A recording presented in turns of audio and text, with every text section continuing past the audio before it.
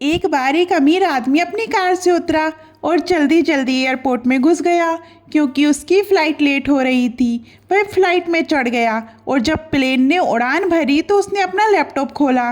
वह खुश था कि वह समय पर पहुंच गया था। उसे एक कॉन्फ्रेंस में जाना था और वह उसकी तैयारी करने लगा। इस व्यक्ति को वहां स्पीकर के रूप में बुलाया गया था। लोग उसे सुनने आने वाले थे। वह बहुत अमीर व्यक्ति था। उसकी ज़िंदगी में सब कुछ अच्छा चल रहा था, लेकिन आसमान में एक समस्या खड़ी हो गई। जोरदार बारिश शुरू हो गई। आसमान में बिजली कड़कने लगी। तभी फ्लाइट के कैप्टन ने घोषणा की कि अब हमारे पास गंतव्य तक पहुंचने का समय नहीं है, हमें पास के किसी एयरपोर्ट पर लैंड करना पड़ेगा। ये सुनकर उसका मन अशांत हो गया। वह गुस्सा करने लगा।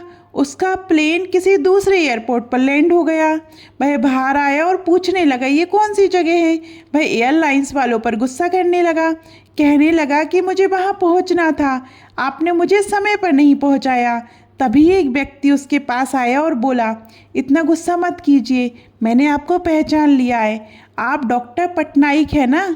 आपको एक कॉन्फ्रेंस में जाना है, मुझे भी उसी कॉन्फ्रेंस में जाना था। आप चिंता मत कीजिए, इस एयरपोर्ट से बाहर निकल जाइए, एक कैब ले लीजिए, जहां आपको पहुंचना है वह यहाँ से 3 घंटे दूर है। उसने धन्यवाद कहा और एयरपोर्ट से बाहर आ गया। उसने टैक्सी ली और ड्राइवर से कहा मुझे समय पर पहुंचा देना, मैं पहले से ही बहुत परेशानी में हूँ, मुझे एक जगह पहुंचना है, लोग मुझे सुनने आने वाले हैं। ड्राइवर ने कहा ठीक है सर, हम कोशिश करेंगे, मौसम बहुत ख़राब है, बहुत तेज़ बारिश हो रही है।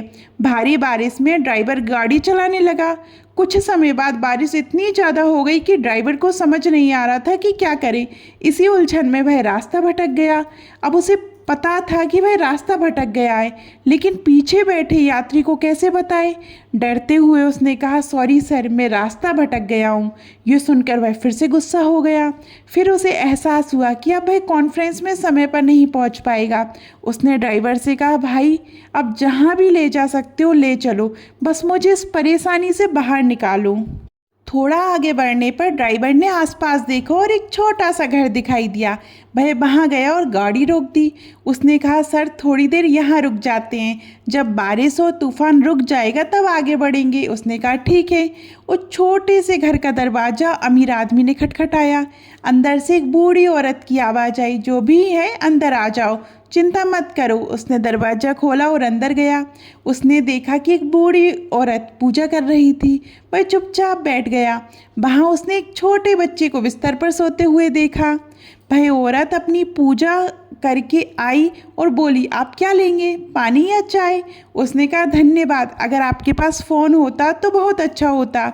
बूढ़ी औरत हंसने लगी और बोली इस गांव में कहाँ फ़ोन है, यहाँ तो बिजली भी नहीं है, आप आराम से बैठिए, जब बारिश रुक जाएगी तब चले जाइए। उसने कहा आप बहुत अच्छी हैं, आपसे मिलकर अच्छा लगा, भगवान का धन्यवाद। बूढ़ी औरत बोली मैं भगवान का धन्यवाद तब करूँगी जब वह मेरे पोते का इलाज कराने आएंगे। उसने पूछा क्या हुआ? बूढ़ी औरत ने कहा ये मेरा पोता है, इसके माता पिता नहीं है, मैं ही इसका सहारा हूँ, इसे एक खतरनाक बीमारी है। यहाँ के डॉक्टर कहते हैं कि दिल्ली में एक बड़े डॉक्टर है पटनायक, वही इसका इलाज कर सकते हैं, लेकिन मैं वहाँ कैसे पहुँचूँ मुझे नहीं पता, मैं बस भगवान से प्रार्थना करती रहती हूँ। ये सुनकर उस अमीर आदमी की आंखों में आंसू आ गए। उसने कहा माँ आपकी प्रार्थना भगवान ने सुन ली है, मेरा प्लेन वहाँ नहीं पहुँचा जहाँ उसे पहुँचना था।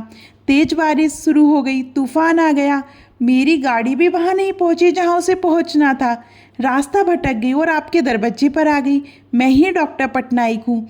ये छोटी सी कहानी एक बार फिर यही बताती है कि जब इंसान खुद को कमज़ोर समझता है तब वह कमज़ोर हो जाता है, लेकिन जैसे ही वह भगवान के दरवाजे पर पहुँचता है वह कुछ और बन जाता है। अगर आपको खुद पर विश्वास है और भगवान पर आस्था है तो ज़िंदगी में कुछ भी असंभव नहीं है। आपको ये कहानी कैसी लगी कमेंट में ज़रूर बताइएगा। और अभी तक आपने हमारे चैनल परंपरा और प्रतीक्षा को सब्सक्राइब नहीं किया और हमें इंस्टाग्राम और फेसबुक पर फॉलो नहीं किया है तो जल्दी कीजिए।